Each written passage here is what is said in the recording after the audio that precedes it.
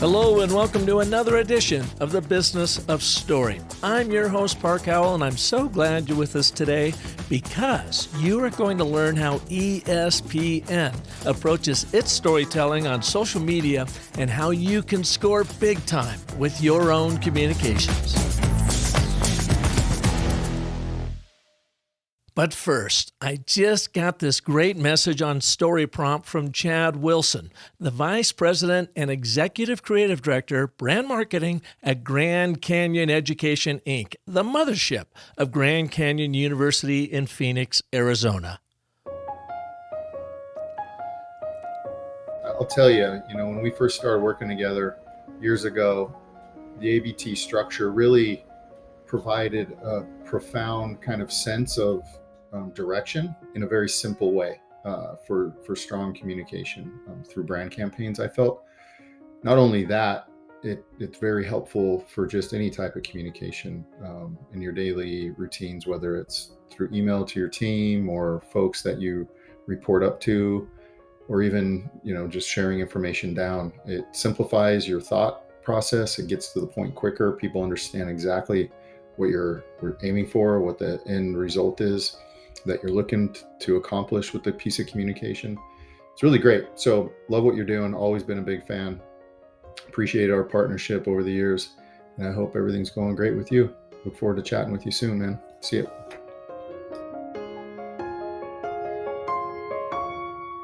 If you want to develop the communication skills with yourself and in your people to accomplish several things like to create a common storytelling language with your team to build camaraderie and consistency, to help them have their messages land right the first time, every time, to bridge that divide between marketing hyperbole and sales stories that actually sell, to amplify the impact of your brand story, and even to focus meetings, making them shorter and way more productive, then do as Chad has done and so many other leaders in iconic brands such as the Home Depot, Walmart Canada, Banner Health, the U.S. Air Force, the University of Dayton Leadership Center, and the most recent ACE Tech Leadership Summit in Whistler, Canada.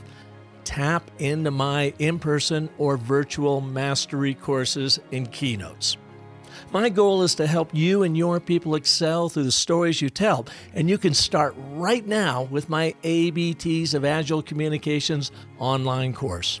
In under an hour, through 3 short training modules, I'll show you how to use the and, but, therefore narrative framework to accomplish all of the above-mentioned successes, plus demonstrate how you can use this messaging marvel in all of your communications, from emails that actually get responded to social posts that spike engagement, to focusing your sales presentations that land prospects quickly, to even crafting long-form communications that move your audiences to action. So start your ABT training right now at businessofstory.com/ABT and start excelling through the stories you're telling. Today, our special guest is Mitchell Clements, the social media creative manager at ESPN. He's here to share the creative ways they tell their stellar sports stories online. And he even admits that sometimes, in order to keep that creative messaging intact, you have to ask for forgiveness instead of requesting permission, which can stifle that creative storyteller in you. The intent was to use it to help me get a job within social media, but I was still in production at the time, and I'm thinking to myself, you know what, I have these, I'll just pitch it to SportsCenter and see if they want to do a fun segment on these. SportsCenter was like, nah, we'll pass on this, but you should definitely pitch it to social. Even though you're not on the team, they still might post it. And I'm like, oh, that's great. So I emailed a guy named a good buddy of mine who's on the team with me now. We're colleagues. His name's Mike Powers. I emailed him, and then like a dummy, Park, I also CC'd the group within ESPN who gets the legal clearance to use music, to use IP from non-ESPN entities. And I'm like, hey, just flagging this to y'all. I flipped these posters from the majority of non-Disney owned movies for the social post, just to let you know, so that we get clearance. And it's so funny. They never posted it. And it wasn't until months after I joined the team where Mike took me aside. He's like, you know why we didn't post those, right? I'm like, why?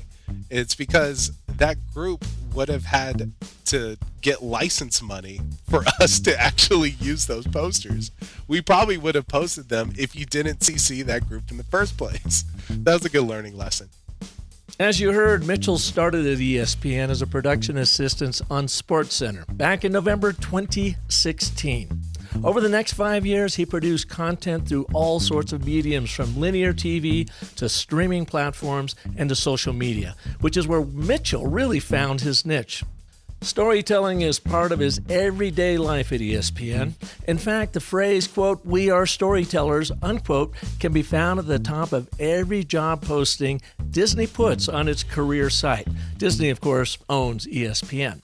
Well, Mitchell and his team use storytelling in everything they post, from breaking news, highlight plays, and covering an athlete's accomplishments. Stories are how ESPN engages with all of their audiences, especially the younger demo that primarily watches sports content through social media.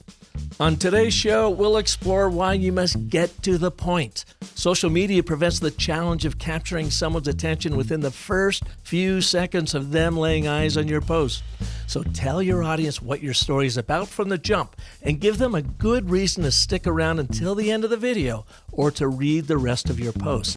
Number 2, we're going to look at how you be creative. ESPN isn't the only sports media account people can follow on social media, which means they have competitors who post about the same moments, the same stories. This challenge pushes Mitchell and his team to be creative and tell stories in a way that will stand out on people's timelines. And finally, how to be even more trustworthy. Like your brand, ESPN's brand is built on trust with sports fans. Journalism is at the core of what ESPN does, and they have to be consistent with fact-checking and sense of responsibility when they share their stories with their audience. Mitchell will be one of the featured speakers at Social Media Strategy Summit virtual conference this June 14th through 15th, 2023. I'm honored to be the MC for this terrific event, so reserve your seat today by visiting socialmediastrategiessummit.com. That's socialmediastrategiessummit.com. And now, please welcome to the Business of Story, Mitchell Clements. Mitchell, welcome to the Business of Story. Hey, thank you. Thanks for having me. Yeah, man, it's so great to have you here. You, pretty much head up social media for ESPN. Can you give us a little bit of a description of who you are and how you found yourself here? Yeah, so I'm the creative manager on the social team at ESPN. So what that means is I oversee the group of designers who create all the custom videos and static custom graphics that you see on our handles. So that's everything from Instagram, Facebook, Twitter, TikTok, even Snapchat. That's our team that makes it. So it's a really big undertaking from a creative standpoint, which is great. But our team is just a small cluster in the wider ESPN social media team, close to 80 people total. And, I report up to a director of social and then our VP of social. So we have a very robust crew here at ESPN, and I'm really proud to be a part of this team. I first joined the social squad back in 2018. That was after my first couple years of ESPN being a production assistant. I worked on SportsCenter, cutting highlights, writing the shot sheets for the anchors, working with the anchors a lot of times on the more nuanced highlights, which was a great experience for myself. And that all came after basically a career pivot for me. My first job out of college, I was a sports information director at UC Santa Barbara, which is my alma mater. So I graduated 2013. And I literally went from my last final all the way to and walked to the athletics department and started my job full time. I was on a contract basis for most of my senior year before then. So always been in sports, but happy to be at ESPN. And one of the reasons why I came over to ESPN was the breadth of opportunities. I knew I loved sports. I loved media. I was doing radio primarily in college and the years after, but I knew I wanted to tap into more, because the media landscape was ever changing and I didn't know what was going to be my thing. And in 2018, I just saw a job posting for this. I can get more into this story a little bit later, but basically to be an entry level plus into the social team, that was like employee number 20 on the team back then. And like I said earlier, we're close to 80 now. It's grown a lot in just 5 years. And it's been a tremendous experience just seeing how the social landscape has grown overall and how our strategy has changed and, in my opinion, gotten much better over time with ESPN. Have you always been a big sports buff? As a kid growing up when you went to school, were you always thinking, man, I want to get into sports somehow, communications or whatever?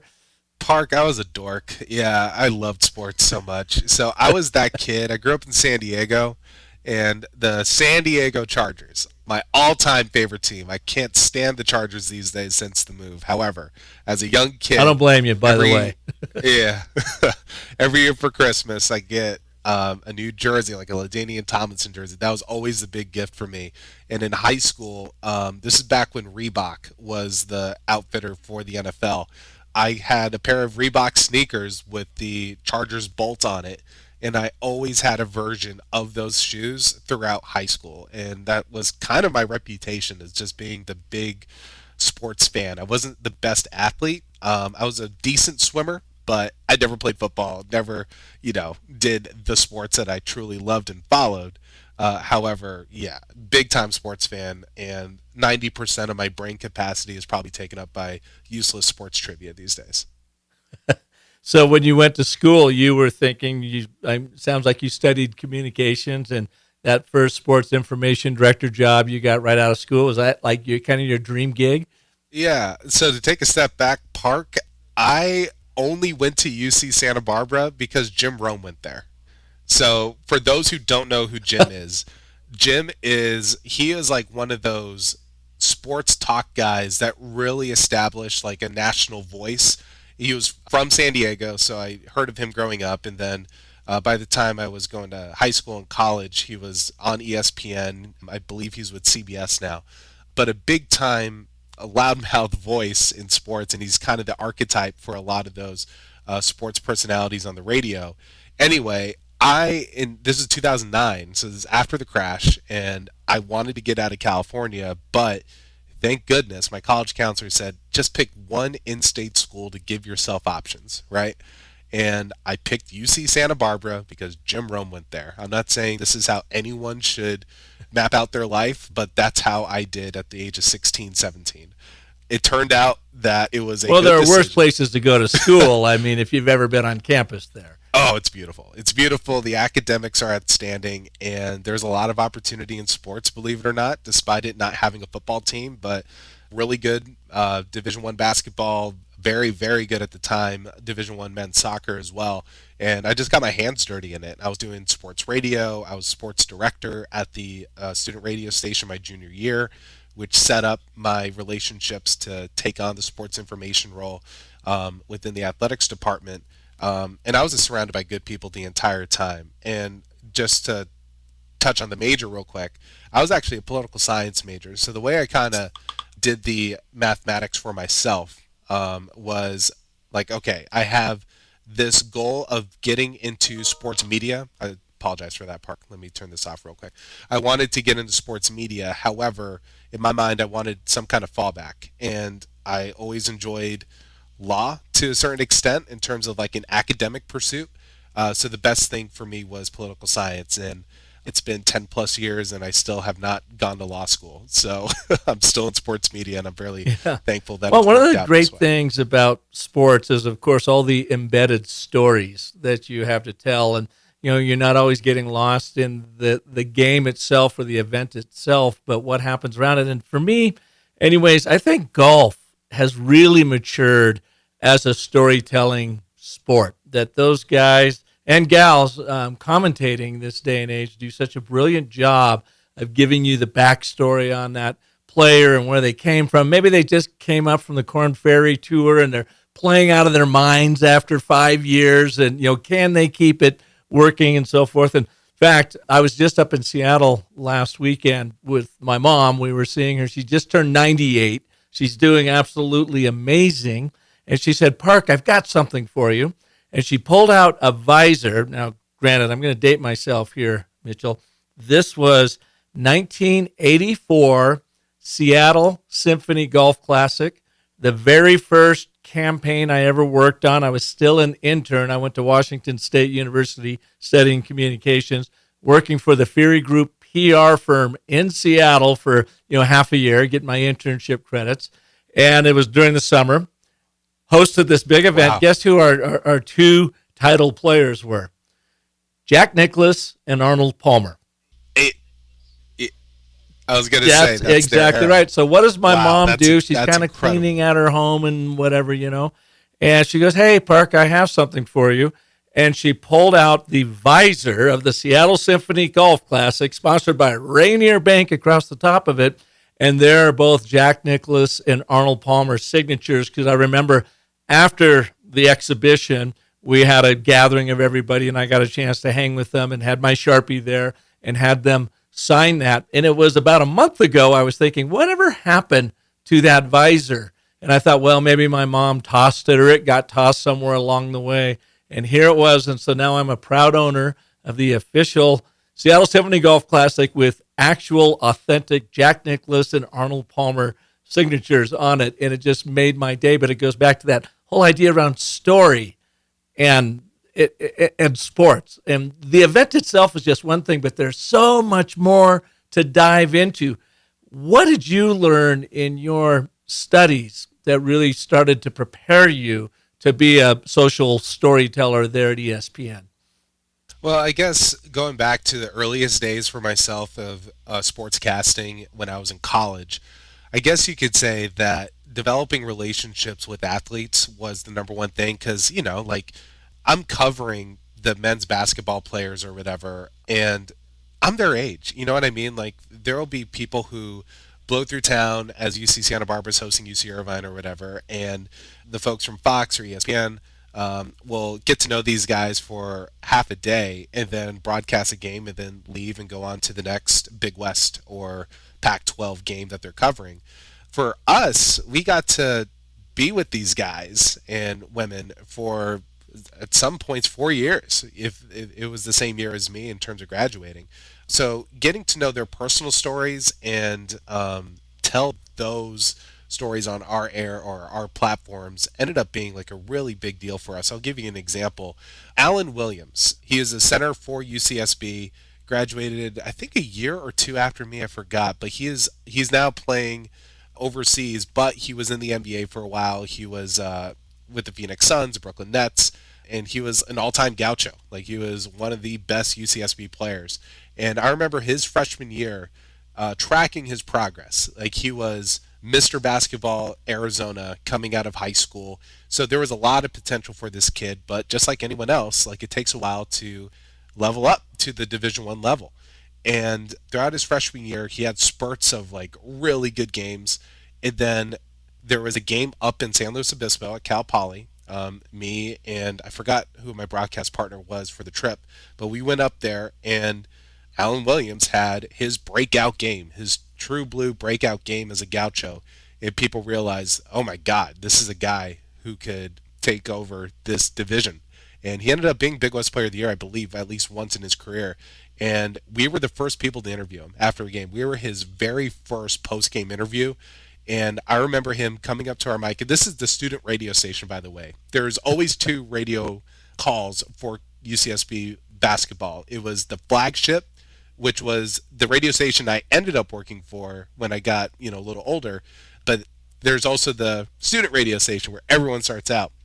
So Alan puts on the headset, and he is so nervous. He's like, "Hey, Mitch, good to see you. Just letting you know, this is my first time." I'm like, "I know it's your first time. I've been covering all your games." And it was so cool to see that humanity and to see a guy who was then 18, 19 years old be so genuine and be so humble, and to see his career growth go from that to then playing in the NBA and then still making money playing basketball overseas. And he's just a tremendous guy. I ran into him years after we graduated at the NBA draft when I was covering it for ESPN years later.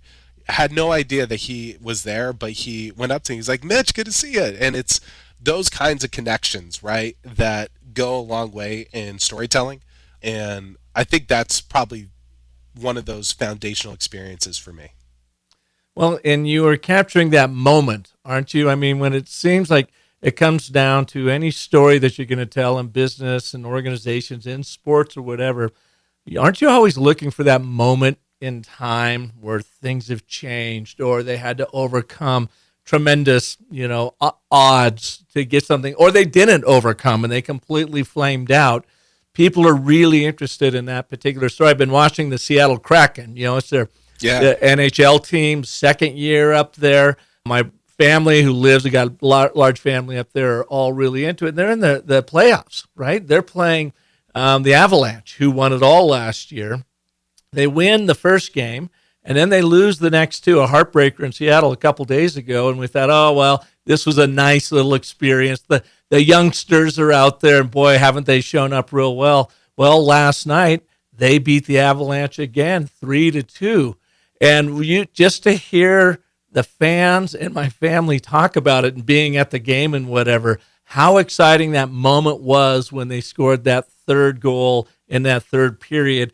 And it always still comes down to that moment. Everything else doesn't really matter except that moment. Isn't that right? It's the beauty of sports. I mean, the Kraken's a great example. I do not have an NHL team, but because ESPN just gobbled up a ton of NHL rights over the past couple of years, just to educate myself as a good employee, I decided to pick a team, and the Kraken was the team, right? Because I had no connection with them. And oh, really? Yeah. It just, cool. Hey, if I'm gonna start from scratch, may as well pick the brand new team. And they had a fun rollout. Like, they did a good job of marketing the team to the city. So I thought it was really cool. So anyway, totally agree with you there. An amazing playoff run. Hopefully it continues longer. But it's amazing to see that in the Stanley Cup playoffs. But I'll say this. So personally as a fan, last year in October, me and my brother Ethan, we went to Game 4 of the National League Divisional Series between the Dodgers and the Padres. And the Padres, my all-time favorite team right now. And this was basically a game where the Padres could clinch and move on to the championship series, or lose and then go back up to Dodger Stadium for a decisive Game 5. So this was really a must-win game for the Padres. And I remember this is probably the best fan experience I've had, where we're over in deep right field, and this is the seventh inning. We're down by a couple runs, and we're thinking to ourselves, like, God, we got to get something going here. And then hit by hit, Austin Nola gets a weird single. Juan Soto launches one over to right field that's stopped, but is only a single, but still scores a run, blah, blah, blah. Ha-Seong Kim bounces one over Max Muncy playing third base, and suddenly it's an avalanche of runs for the Padres, and I lost my voice. Like, I have a raspy voice right now. It was gone in the middle of that seventh inning. And then, of course, the cherry on top was Jake Cronenworth lacing his hit over into center field, which gave the Padres the lead. An incredible moment, and really the thing that really capped it off for me, the Padres took the lead. You could feel it in the stadium that they were not going to give that back. The Dodgers were out of it. Like, that is a devastating way to lose a lead. And there was a rain delay after that part of the seventh inning was over. So it was raining.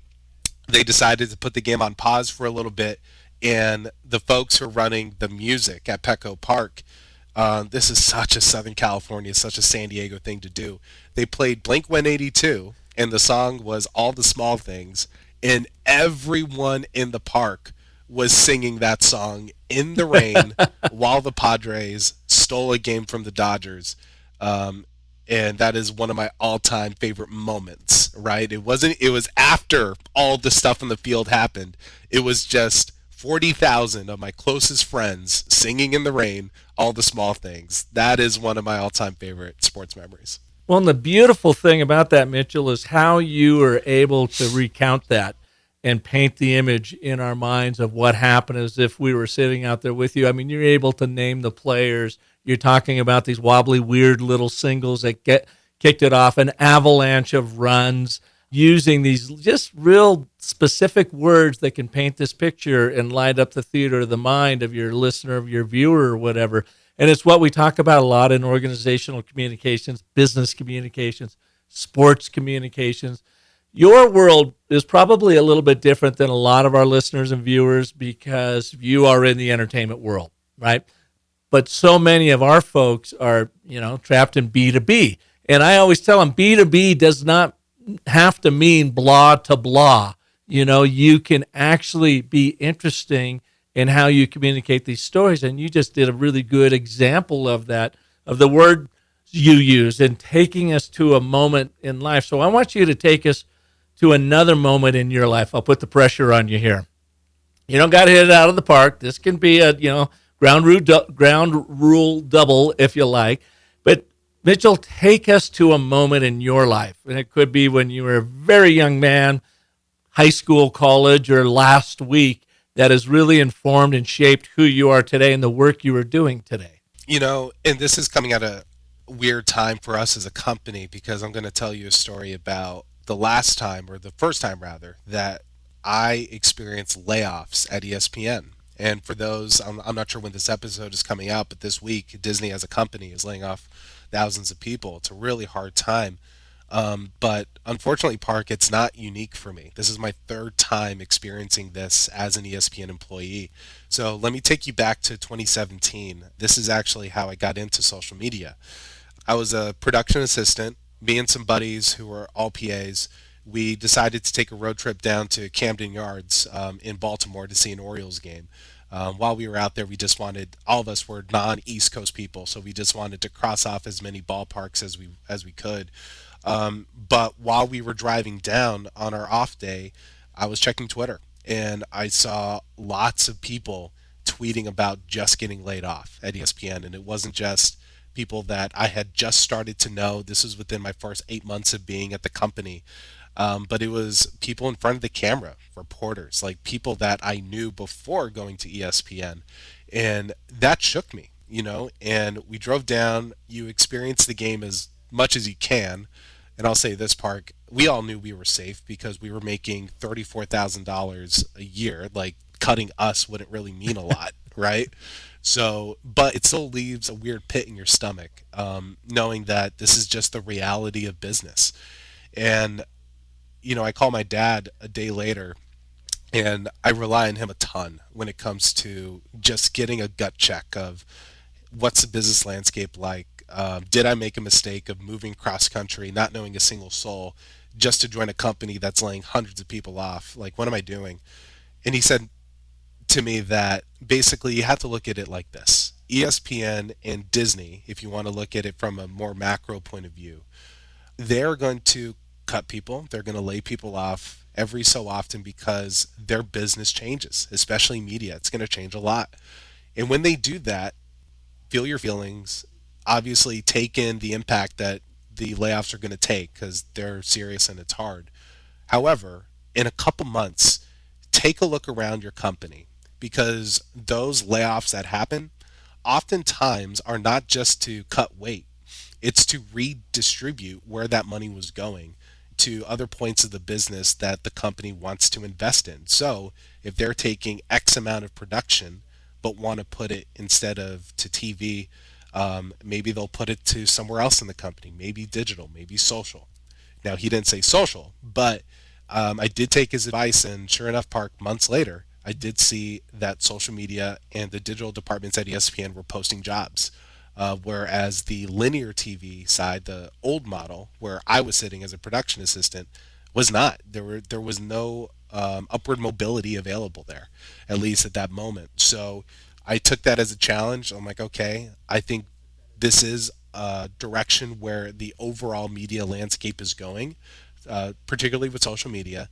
So I sharpened my Photoshop skills that I haven't really touched since college. I relearned Premiere, After Effects, so all these different tools that I knew were going to be important for the right social job when it came up to my level. And sure enough, there was a job posting in early 2018, end of January, early February, whenever it was, and I applied, went through a pretty rigorous process, probably like 5 interviews, had hard examples of what I could do. One of those was flipping because one of my passions also is I'm a big movie buff. So I flipped the best picture nominees from that year and made them NBA themed. So Dunkirk was one of the nominees that year, and I made it into Dunker, which was Donovan Mitchell dunking on the beaches of Normandy, right? Like, or Dunkirk rather, obviously. Lady Bird became Shady Bird, which was a Kevin Durant joke about him tweeting from a burner account. And then my favorite one was three billboards outside of Ebbings, Missouri became three ball hogs inside OKC. And that's when you had Paul George, Carmelo Anthony, and Russell Westbrook there. So that ended up being my CV to them. Even though I never did social media for ESPN, I was like, hey, this is something I could do on my own.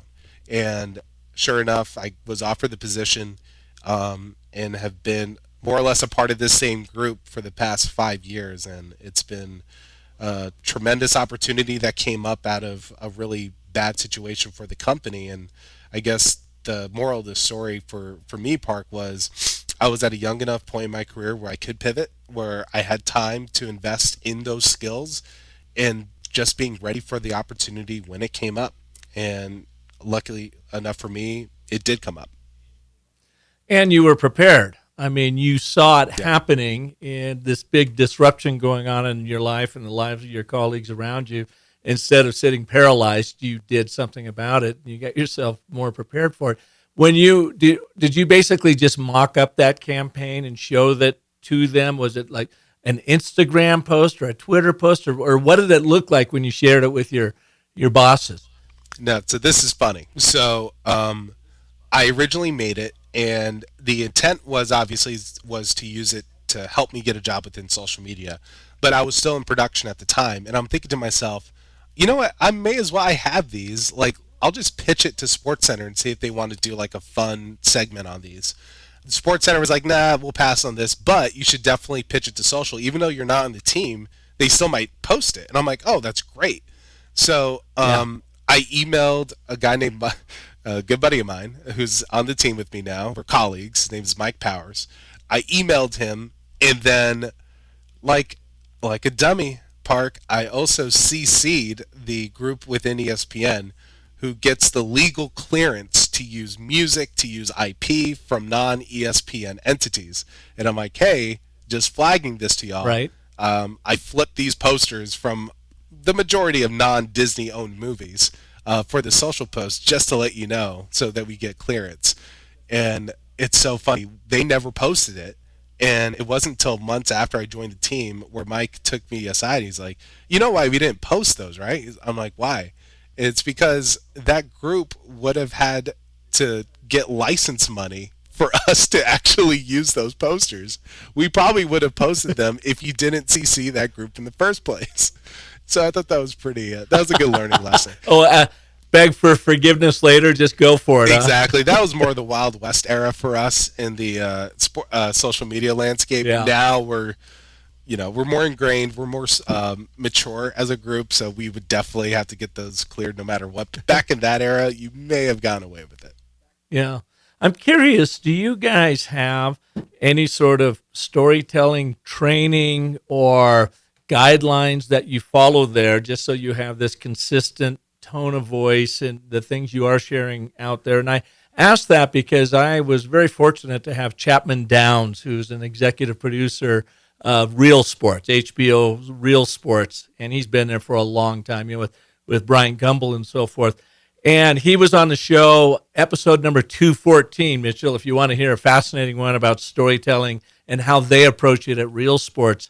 And Chapman Downs came from 60 Minutes, and he said he learned all of his storytelling chops, his frameworks, and even what he uses today at Real Sports from his time as a producer and writer at 60 Minutes. And so they follow very much of a framework, to make sure that their stories are hitting. And to me, anyways, Real Sports is one of the absolute all-time best sports documentary programs out there. ESPN does a lot of beautiful things with 30-30 and so forth.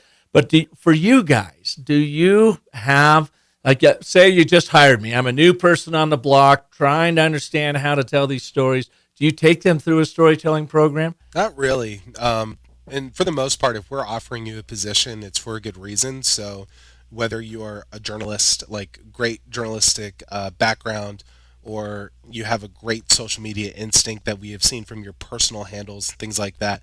But there are resources that I've taken advantage of that the Walt Disney Company offers its employees to sharpen those kinds of skills. And I definitely took advantage of those early on in my career when I was a PA. A lot of free time on my hand. I wrote a script like for the fantasy football show that I was working on that ended up being a cartoon. Anyway, that was all from the result of me taking those free courses that were available to us, but none of them were required. I'll say that. And what were those trainings like? Was it like learning the Pixar way? Here's the 7 beats to story that Pixar uses, or what kind of frameworks did they teach you? They didn't use Pixar specifically, though I did read Creativity Inc. on my own as well. But there was like basic story structure stuff. They went through Joseph Campbell and Hero's Journey. That's like the one specific example that I could think of. But yeah, they definitely had a framework of how arcs go and all those different things. But I'll say this, like, my best teacher when it came to storytelling was, honest to God, before ESPN, it was doing radio broadcasting, especially when you were doing baseball.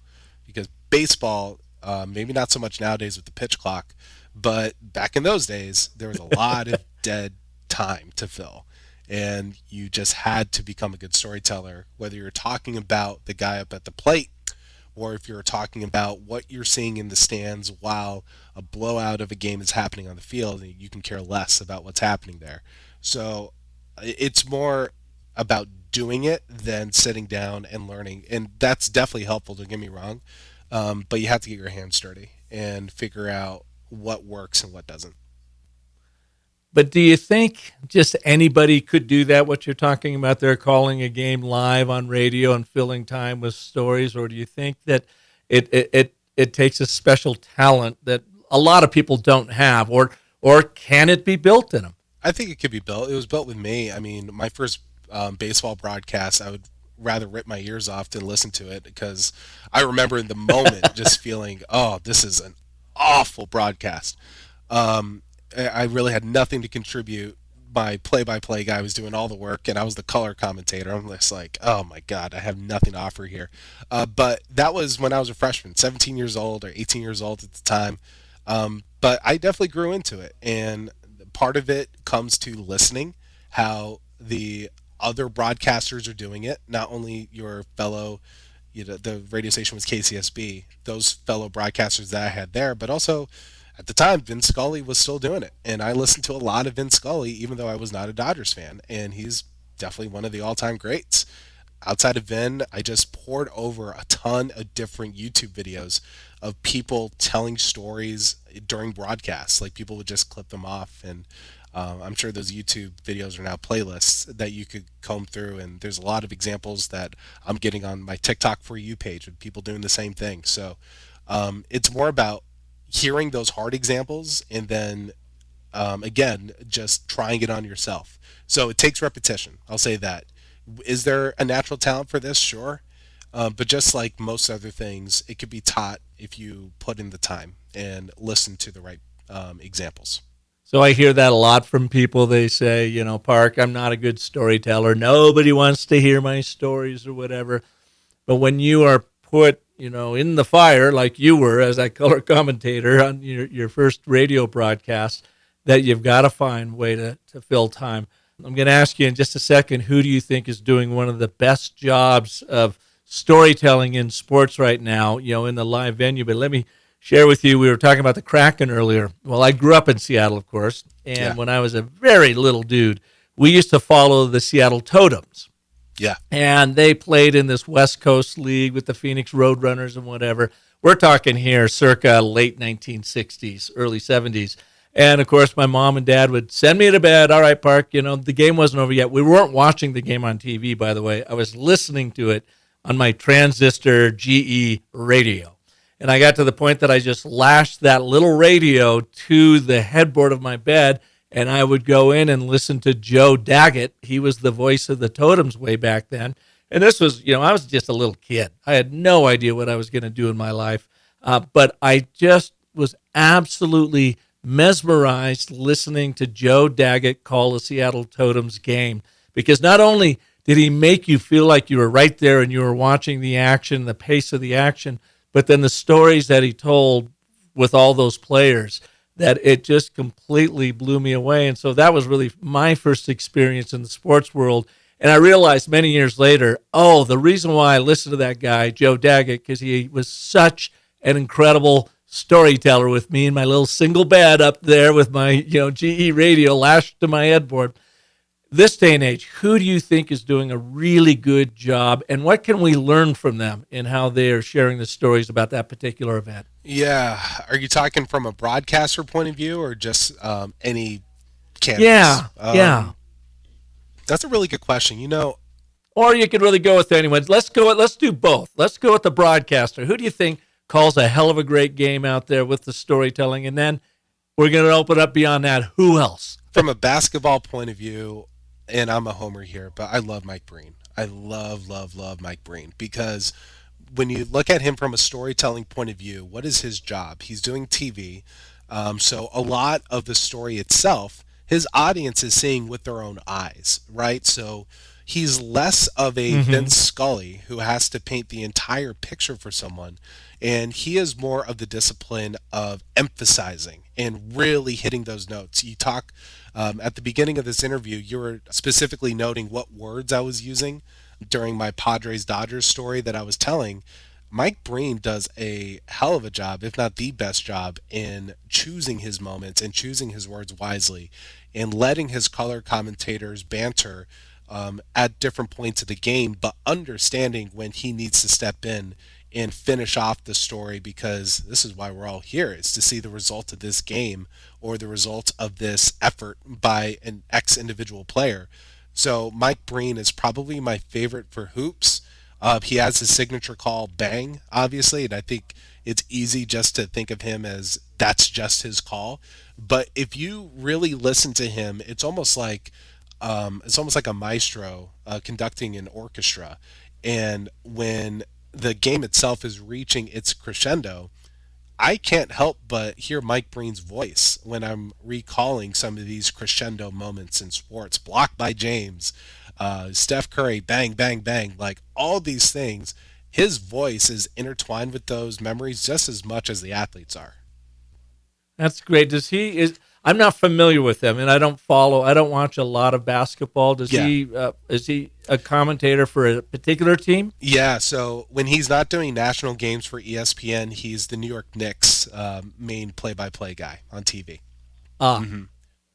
Okay. My wife also often says, Park, you're such a fair weather fan. I'll start watching the Phoenix Suns here if they make it through the next round of the playoffs.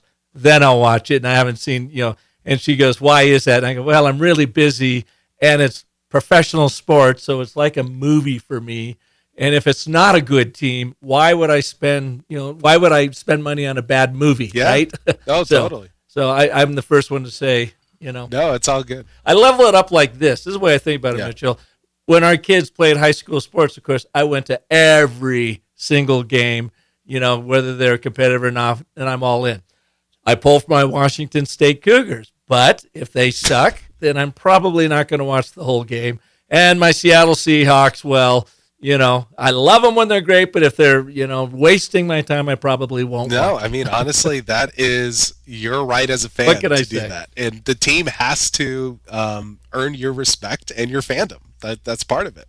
Yeah. Yeah. Especially comes down to professional sports anyway. So, all right, you talked about him. Who else? Maybe one of your commentators there at ESPN or reporters. Who else do you think is doing a really good job, and what can we learn from that? Yeah, so I think we have a suite of tremendous reporters across the board. But I'll say this, like, my favorite example of storytelling for the past however many years was The Last Dance, which was the Michael Jordan documentary that came out in 2020. It was a 10-part series that ESPN did.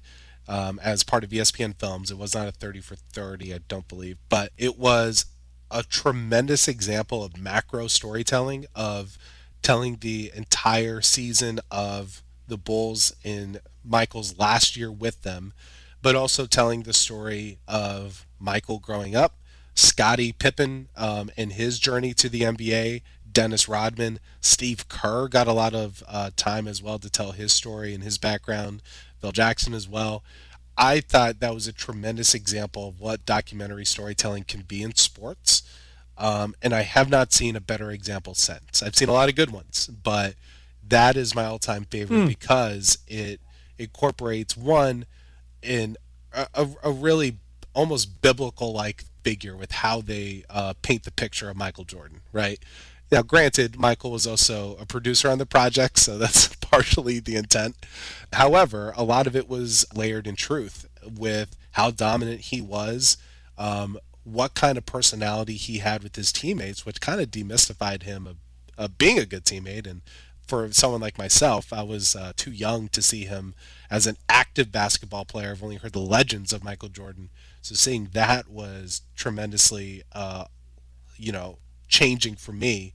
But overall, I just thought the storytelling there was tremendous because of the level of detail and because of just the sheer personality that it was built around.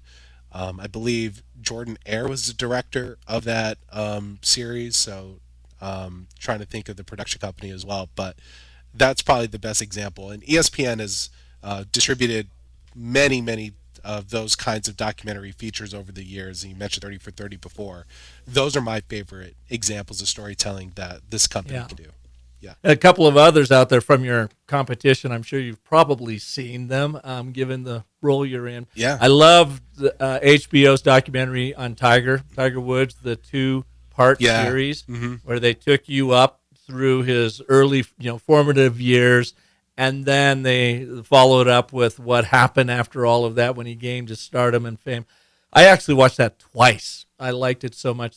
The other one I've liked recently that came out, I think it's Netflix, the whole Full Swing documentary series, docu-series on the PGA Tour and Live and how that's all happened. But let me ask you this. Have you ever seen the documentary, The Battered Bastards of Baseball? It sounds amazing, but no, I have not seen it. You got to check it out. It's about this minor league team in, I think it was Portland, Oregon, and how they sort of rewrote the rules, the business model on how to build a minor league team. And they went, from being horrific to champions. And it is just a fabulous story from a sports documentary storytelling side. Check it out. It's fantastic. The Battered Bastards of Baseball. Colorful true story of the Portland Mavericks, a scrappy independent baseball team of underdogs started by actor Bing Russell in the 1970s. So when you get a chance, check it out. You'll love it. Cool. Talking about a lot of color there. Yeah. I guess final question for you, Mitchell, and I'll let you go. I know you're busy out there. When you are taking on a project or you got a new campaign coming in and whatever, how do you approach it from a storytelling mindset, even before you've picked up the pen or the digital device to design anything or whatever? Right. What do you think about in telling that story? Yeah. So for us on the social media team, we like to position our point of view in sports as celebrating these athletes. Telling the story obviously is something that also, we'll cover the hard stories, but if we're, for example, thinking about the NFL draft, right? The NFL draft's coming up in 2 days. Basically, how that will go, we will have a brainstorm as a team. What is some content that we want to create around these college players who are soon to be first-round draft picks for the NFL? And we will basically pick players that we feel is worth investing our time to do jersey swaps. So basically those images of them already in an NFL uniform, even though they haven't worn them in real life yet, those will be designs that our team makes. We've elevated those by making those kinds of swaps into videos. We have a very talented designer named Brad Ross who makes those for us. But we also think about, what's another way to celebrate these athletes? Who are they going to be their new teammates, right? How is this new offense going to look with Bryce Young at quarterback or with Bijan Robinson as their running back.